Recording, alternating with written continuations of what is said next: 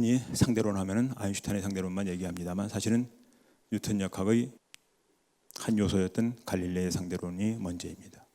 그와 관련해서 뭐 상대론 얘기를 하는 게 아닙니다만 연관되는 것에서 얘기합니다. 여기 있는 이물체는 속도가 뭐냐라는 것을 질문할 수 있습니다. 당연히 0인 것을 왜 물어보느냐라고 생각하실지 모르지만 이거는 누가 보느냐에 따라서 달라지는 겁니다. 왜냐? 이물체는 지구랑 같이 움직이는 물체예요. 지구가 얼마나 빨리 달리는지 아십니까? 지구하고 태양 사이의 거리는 빛이 500초 달려오는 정도의 거리입니다. 어마어마하게 먼 거리예요. 그 먼 거리를 지구는 1년에 한 바퀴 돕니다.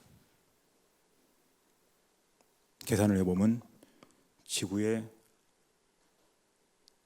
태양 주위를 도는 공전 속도는 초속 30km 정도 됩니다.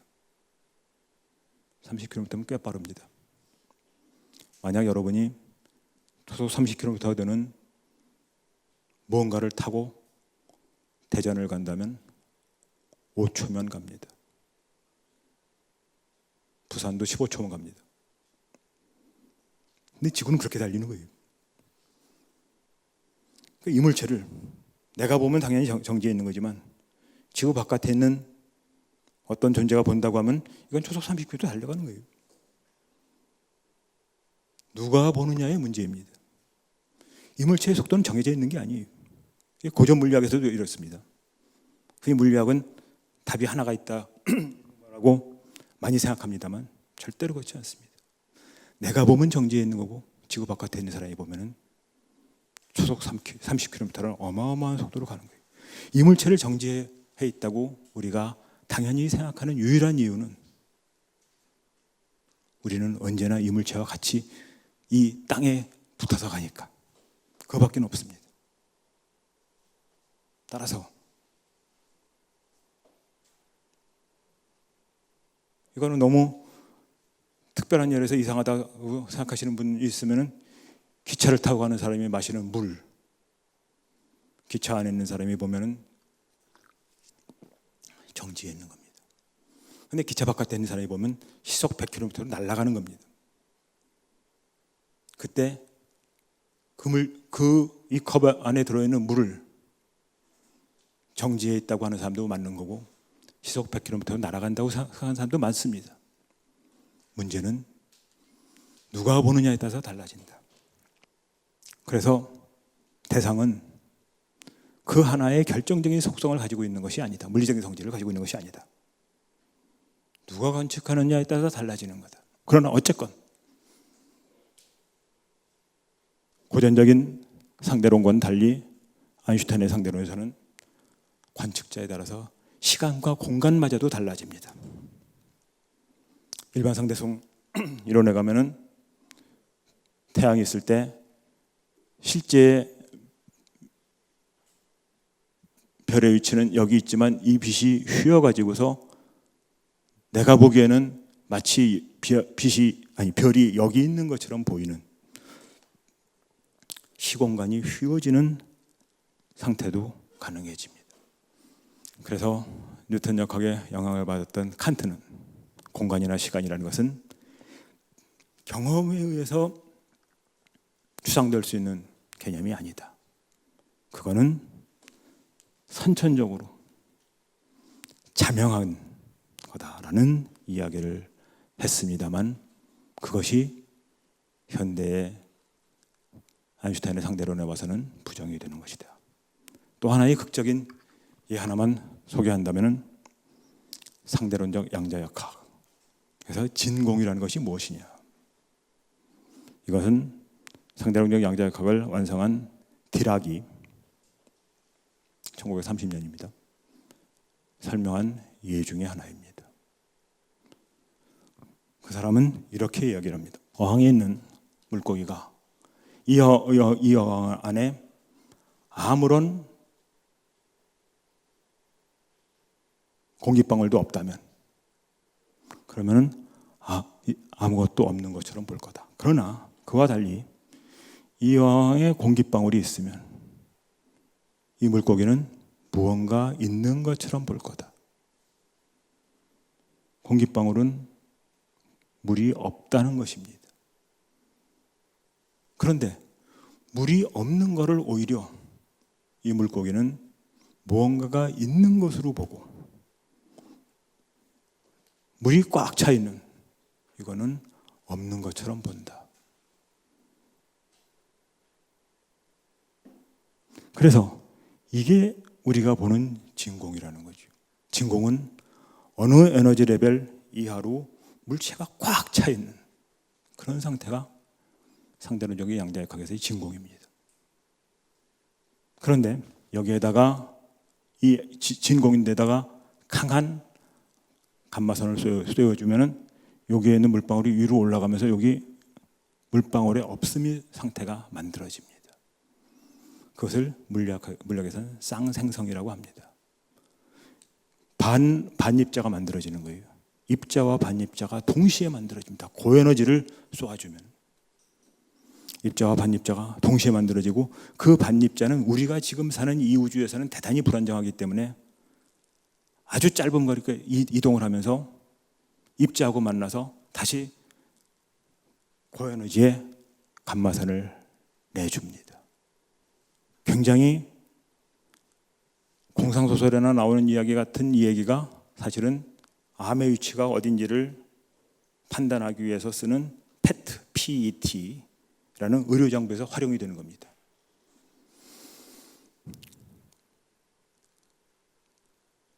감마선이 나오면서 암덩어리에다가 이거 갖다 붙이는 하여튼 그런 게 있습니다. 갖다 붙여놓으면은 여기서 감마선이 나오면서 반입자를 만들어냅니다. 반입자가 0.3mm 가기 전에 빛을 내버려요. 그 빛이 나오는 것을 측정함으로써, 이건 지금 실용화되어 있는 의료기기입니다. 그 빛이 나오는 걸 측정함으로써 암세포의 위치를 아주 정확하게 판단할 수 있는 것이 PET입니다. 이것이 상대로 양자역학이 이야기하는 거예요. 그러니까 우리는, 황당한 얘기가 아닙니다. 우리는 이렇게 충만하게 완전히 꽉 찬 세계에 아무것도 없다고 보게 되는 그런 세계, 혹은 그런 감각을 가지고 있는 게 우리다. 진공이라는 것은 아무것도 없는 게 아니다 하는 것이 상대론적 양자역학의 진공입니다. 다시 말하면 우리는 꽉 차 있는 것을 아무것도 없다고 보고, 오히려 없는 것을 반입자가 있다고 보는 그런 세계. 다시 말하면 존재의 유무조차도 그것이 존재한다거나 존재하지 않는다고 판단하는 것은 결국 우리의 마음에 와서 만들어지는 거다라고 하는 것입니다. 그래서 정리를 하면은 고전 물리학과 현대 물리학은, 고전 물리학이 강하게 객관성, 실제, 혹은 좀 더 강하게 말하면 실체라는 것을 주장을 한 것이라고 하는 세계관이라면, 현대 물리학의 세계관은 측정, 나에게 어떻게 보이는가, 나에게 어떻게 나타나는가 하는 그런 거죠.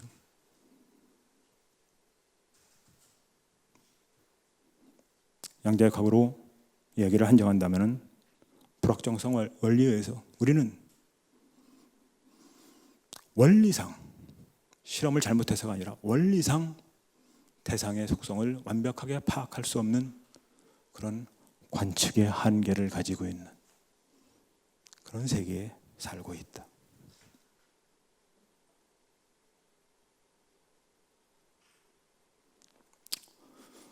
일수사견이라고 하죠. 여기 하나의 물이 있는데 우리는 이거를 뭐라고 생각합니까? 마시는 걸로 생각합니다. 물고기는 그 물을 자기가 사는 집이라고 생각한다. 천상에 있는 사람은, 천인은 아름다운 보석이라고 생각하고 아귀는 고름이라고 생각한다. 하나의 물은, 이게 분명히 하나의 물인데 이물을 인간이 보느냐, 뭐였죠? 물고기가 보느냐, 천인이 보느냐, 아귀가 보느냐에 따라서 네 가지의 다른 견해가 생긴다. 만 사람이 있으면 만 사람의 경계가 생기는 것이 대상이다. 그거는 우리의 마음이 세계와 접하면서 우리의 마음이 만들어낸 것이 우리가 보는 세계이기 때문이다. 그것이 나에게 나타나는 세계다. 제가 좋아하는 이 하나를 시간이 없지만 말씀을 드리겠습니다. 여기 물방울이 있고 여기 물방울이 있어요. 내 눈이 지금 여기 있습니다. 여기에 해가 있겠죠.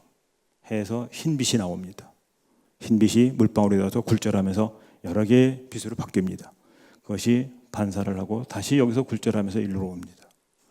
이 물방울은 빨주노초 파남보의 모든 색깔을 다 뿜어냅니다. 이 물방울도 빨주노초 파남보의 모든 색깔을 다 뿜어냅니다. 그런데 태양이 여기 있고 이 물방울은 여기 있고 이 물방울은 여기 있고 내 눈은 여기 있다고 하는 관계가 성립하기 때문에 내 눈은 여기에서 나오는 물방울의 빨간색만 보게 됩니다. 내 눈은 여기서 나오는 물방울의 보라색만 보게 됩니다. 그래서 나는 하늘의 이 부분이 빨강색이라고 생각하고 하늘의 이 부분을 보라색이라고 생각을 합니다. 그래서 나에게는 하늘의 이 부분이 빨강색으로 나타나고 하늘의 이 부분이 보라색으로 나타나서 무지개가 하늘에 보이는 겁니다. 무지개가 보이는 것은 이 물방울이 빨강색이어서가 아니에요. 이 물방울은 빨강색에서 보라색까지 모든 색을 다 보내줍니다. 이 물방울도 보라색이 아니에요. 그런데 태양과 물방울과 나의 위치가 어떻게 설정되느냐에 따라서 나에게는 이 물방울은 빨강색, 이 하늘의 이 부분은 붉은색이 되고 하늘의 이 부분은 보라색이 됩니다. 이 물방울은 무화적인 존재예요. 빨강도 아니고 보라도 아닙니다. 그런데 나에게는 이러이러한 연기의 관계가 성립하기 때문에 나에게는 빨강색이다. 이거는 나에게 보라색이다. 아주 고전적인 이야기이지만 그렇습니다. 나에게 만들어지는 안식은 그래서 세계가 어떤 연관 구조에 의해서 지금 이 순간 만들어졌느냐에 따라서 결정되는 거다. 마음은 여러 가지의 오온을 다 만들어낸다 하는 겁니다. 무아의 존재, 나도 무아의 존재입니다. 무아의 존재가 어떤 관계가 성립되느냐에 따라서 무지개가 나타난다. 그리스의 세계관은 다릅니다. 이게 미학 얘기를 하려고 하는 겁니다. 과학자보다 철학자들이 세계의 주관성에 대해서 훨씬 더 먼저 깨닫기 시작을 했습니다. 이게 왜 아름답습니까? 높이, 비례 그런 것들이 조화를 이루어서 아름답다. 이게 왜 아름답습니까? 그리스 사람들은 하나의 존재의 아름다움 이전에 아름다움이라는 본질이 있다고 생각을 했어요. 그래서 그거는 배열, 또 그 대칭성, 조화, 그런 여러 가지의 미적인 요소를 갖추었을 때 우리는 그것을 아름답다고 본다고 생각을 했습니다. 다시 말하면 아름다움의 본질이 먼저 있는 거예요. 만약에 그리스 사람들이 생각했던 것처럼 조화, 균형, 대칭, 배열, 비례에 의한 것만이 아름다움이라고 한다고 하면, 여기서 이제 철학자들이 반성을 하게 되는 겁니다. 하늘에서 빛나는 별 하나, 그걸 우리는 아름답다고 보지 않느냐? 간단한 얘기만 드리겠습니다. 거기에 어떤 조화가 있느냐? 어떤 균형이 있느냐? 대칭성이 있느냐? 배열, 비례, 그런 거 없다. 그럼에도 불구하고 금성이 떴을 때 우리는 그것을 아름답게 본다. 여기서 미학자들은 근본적인 반성을 하게 됩니다. 미의 근원은 대상에 있는 것이 아니다. 그 대상이 나에게 어떻게 다가오느냐에 따라서 다른 것이다 하는 겁니다. 그래서 고전주의적으로 세계를 본다고 하면은 이성과 격식, 절대적인 진리, 보편적 진리, 에센스, 본질. 그러나 우리는 그렇지 않다는 것을 점차 깨닫게 됩니다.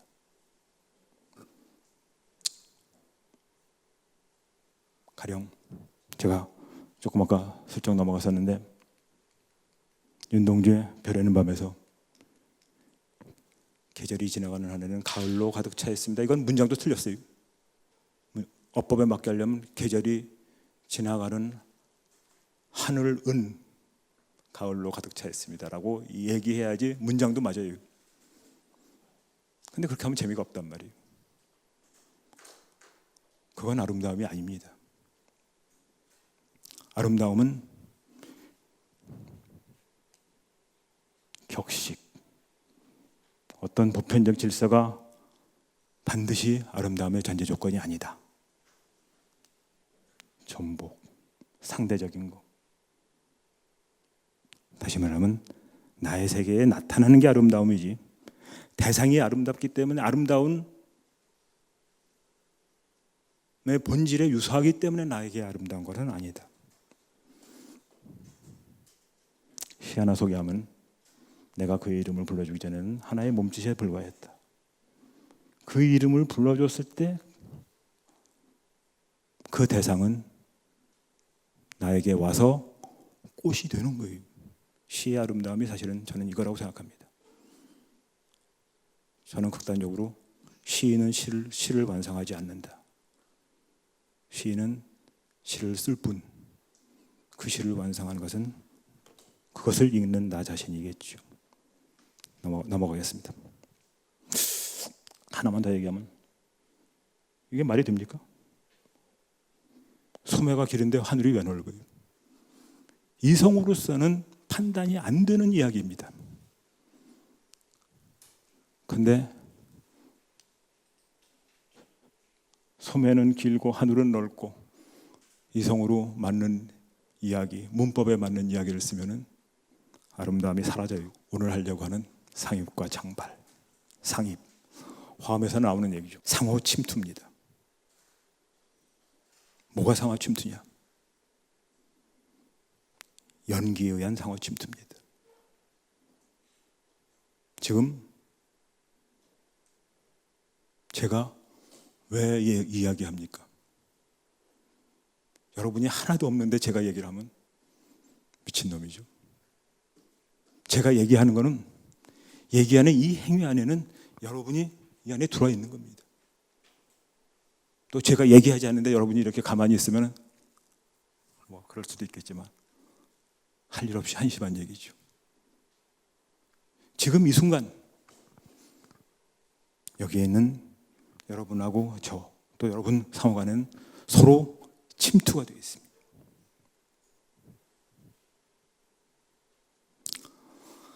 과학에서의 예를 들어보겠습니다. 다시 또 물인데, 오늘 물 얘기를 많이 합니다. 물이라는 것이 수소 2개하고 수소 원자 2개하고 산소 원자 하나가 만나서 물이 됩니다. H2O. 그런데 그 물에는 산소 원자나 수소 원자를 아무리 들여다봐도 그 안에 없는 성질이 만들어집니다. 과학적으로 얘기하면 수소 원자 2개가 있고 산소 원자 하나 있으면 수소 원자의 전자가 산소 원자에 뺏겨요. 그러니까 산소 원자가 마이너스가 되고 수소 원자가 플러스가 됩니다. 이 극성이, 이건 아주 제일 간단한 얘기입니다. 2개의 수소 원자와 1개의 산소 원자가 만나면서 생깁니다. 연관의 관계에 의해서 생깁니다. 이 극성 때문에 물은 대체적으로 한 50개의 분자가 같이 뭉쳐서 또 돌아다닙니다. 이 물의 성질은 수소 원자와 산소 원자에는 절대로 찾아볼 수 없는 성질입니다. 수소 원자와 산소 원자가 만나고 의지한다는 인연에 의해서 물이 만들어져요. 이 간단한 원소에서조차도 수소 원자와 산소 원자에는 없는 새로운 속성이 창조적으로 발현이 됩니다. 하나 더 얘기하겠습니다. A, N, D가 만나서 AND가 돼요. 똑같은 얘기입니다. A라는 단어 아무리 뜯어봐도 그리고라는 개념이 그 안에 없습니다. A와 N과 D가 만나서 서로 연관의 관계를 성립하면서 AND라고 하는 개념이 만들어집니다. 그 단어들이 모여서 문장을 만들 때 AND라고 하는 단어에는 없는 더 복잡한 개념이 문장에서 만들어집니다. 근본경전에서는 이렇게 말씀하십니다. 이게 16비유경인가 그런데 수레에 대해서 말씀하십니다. 바퀴와 축과 반지와 손잡이가 만나서 수레를 만들어낸다. 이것이 인연화합을 함으로써 수레라는 개체가 만들어지고 수레라는 관념이 만들어지고 수레라는 단어가 생기게 됩니다. 우리 몸, 가옥, 목지에 연하고 풀에 연하고 볏짚에 연하고 공간에 둘러싸여서 가옥이라는 명칭을 얻게 된다. 그것처럼 뼈에 연하고 근육, 피부, 공간에 의해서 신체가 만들어진다. 아까 말씀드렸던 노경의 이야기. 세계에 갈 때가 서로 서려고 할 때 서로 의지하여야 서게 되는 것과 같다. 만일 그 하나를 버려도 둘은 서지 못하고 그 둘을 버려도 하나는 서지 못하듯이 서로 의지하여야 된다. 이때 중요한 것은 하나에 갈 때는 설 수 없는 무화적인 존재입니다. 그 무화적인 존재가 셋이 모여서 갈대의 묶음을 만들면 A와 N과 D가 만나서 AND를 만들면서 AND가 형성이 되면서 A와 N과 D에는 없던 창발적인 속성이 나타난다. 문장이 그렇고 수레가 그렇고 집이 그렇다. A, N, D를 나누면 그 안에 그리고라는 개념은 우리가 찾을 수가 없다. 그래서 부처님은 이런 얘기를 하십니다. 나무를 비벼서 불을 구할 때 나무가 있은 뒤에야 불이 생기는 것과 같다. 그러나 불은 나무에서 나온 것도 아니요 나무를 떠난 것도 아니다. 어떤 사람은 나무를 쪼개서 불을 찾으려고 하지만 불을 얻지 못한다. 그것은 모든 인연이 모인 뒤에라야 불이 있기 때문이다 라고 말씀을 하십니다. 그 인연이 모이면서 나무에서는 찾을 수 없는 불이 나오는 거예요. 나무를 떠난 건 아닙니다. 나무가 있어야만 불이 있지만 나무를 봐서는 불이 나올 수 없다. 이게 창발입니다. 그래서 세계는 구성 요소의 합으로 세계를 설명할 수는 없다. 분명히 나무와 나무를 비벼서 불이 나오지만 그 불은 나무에 있는 게 아니다.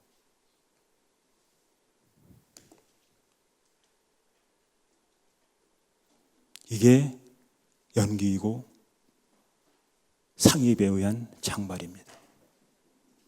화음의 이야기를 잠깐 하겠습니다. 걸어가는 곳. 어떻게 걸어갑니까? 걷는다는 것은 그냥 쉽게 생각하면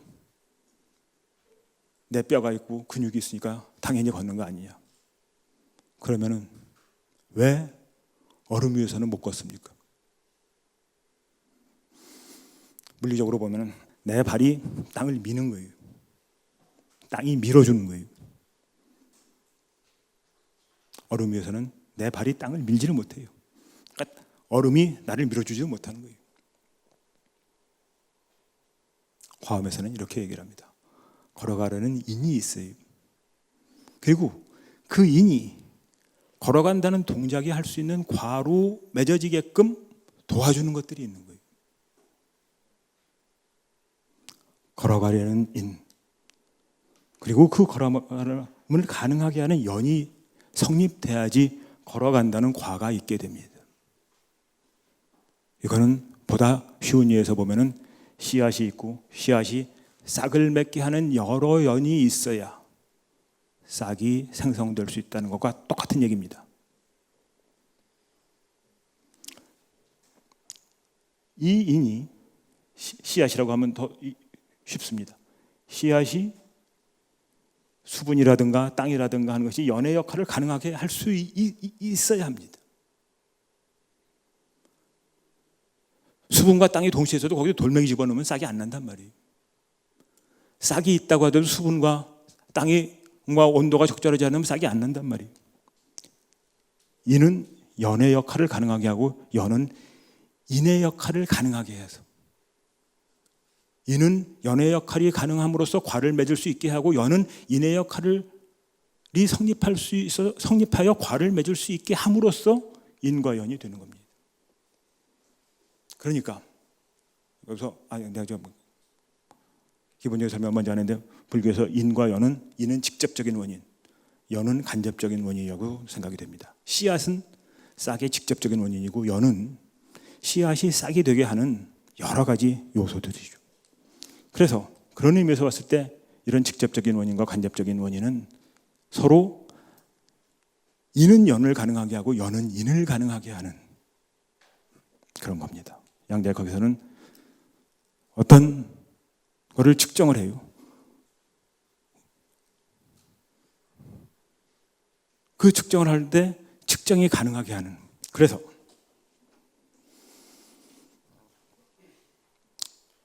씨앗과 물, 싹, 걸어가려는 의지와 땅과 걸어감, 이런 걸 볼 때 이는 연의 작용을 통해서 인으로 성립을 하는 겁니다. 연은 인의 작용을 통해서 연으로 성립하는 겁니다. 그래서 인과 연은 상입의 관계를 유지해야 한다. 인과 연은 그것이 과로 맺어지기 전에 이미 서로를 가능하게 하는 그런 가능성을 그 안에 상대를 포섭하고 있다. 그래서 연을 가능하게 하는 것은 인이고 인을 가능하게 하는 것은 연이고, 그런 상입이 연기의 전제 조건이다. 그럼으로써 그렇게 상입하는 연기에 의해서 그 이전 단계에서 없었던 새로운 속성이 이후에 발현되는 과정에 의해서 우리 세계에서는 기적이 일어납니다. 우리가 아는 세계는 92개의 원소밖에 없습니다. 그런데 이 세상이 얼마나 다양합니까? 92개의 원소밖에 없는 이 세상에서 원자들이 모여서 분자를 만들고, 분자가 모여서 생명물질, 세포 같은 거 쫙 만들어서 하나의 생명체가 만들어지는데, 이 하나하나의 도약의 단계마다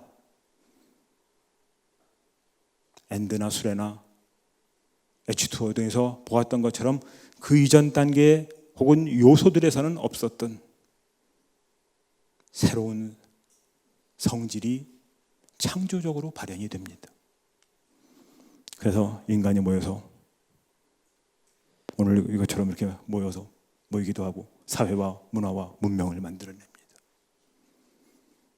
이 창조적 발현의 속성 때문에 사회와 문화와 문명이라고 하는 것은 개개의 인간을 아무리 들여다봐도 그 안에서는 발견할 수 없는 역사적 맥락이 그 안에 들어있게 되죠. 결국은 전부 다 관계망 속에서 나타나는 겁니다. 간단하게 넘어가겠습니다. 그래서 마지막입니다.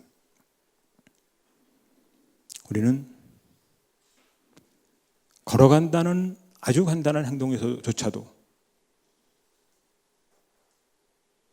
나의 의지와 땅 사이에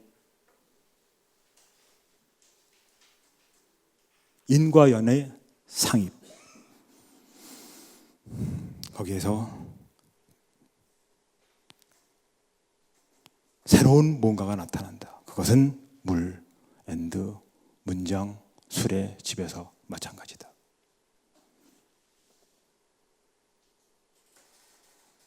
그래서 화엄의 3조 법장 스님은 오교장에서 석가래가 집이다. 무슨 말이냐? 더 좋은 예가 우리들의 심장입니다. 심장이 뭐예요? 순환기관의 핵심인데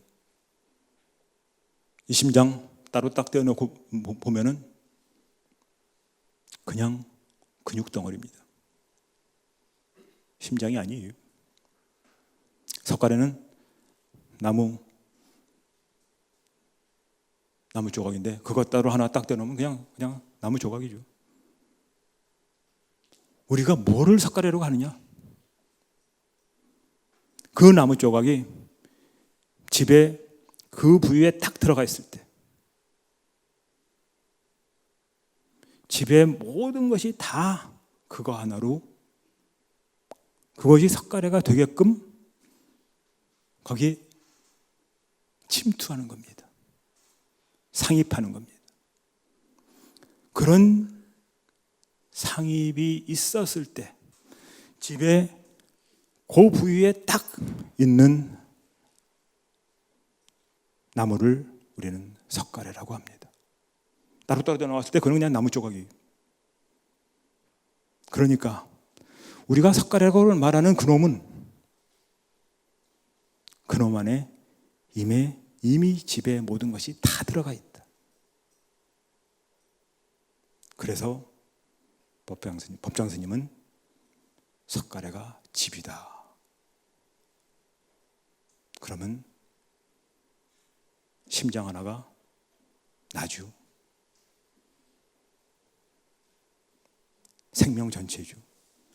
그 생명이 유지된다고 하는 것은 이 전체 세계 안에서만 비로소 가능한 거기 때문에 내 안에는 이미 이 우주 전체가 다 들어와 있다.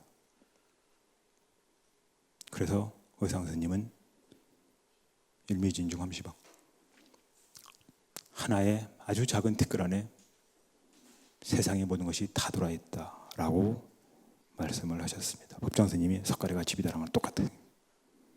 그래서 시편문의 10번째 탁사현법 생해문 사물에 의탁해서 진리의 법이 그대로 드러나는 것이 비로소 가능해지리라고 생각을 합니다. 그런 이유는 우주를 구성하는 일체의 모든 것이 서로 상입하는 연기의 구조를 가지고 있기 때문이다. 이상으로서 오늘 강의를 마치겠습니다.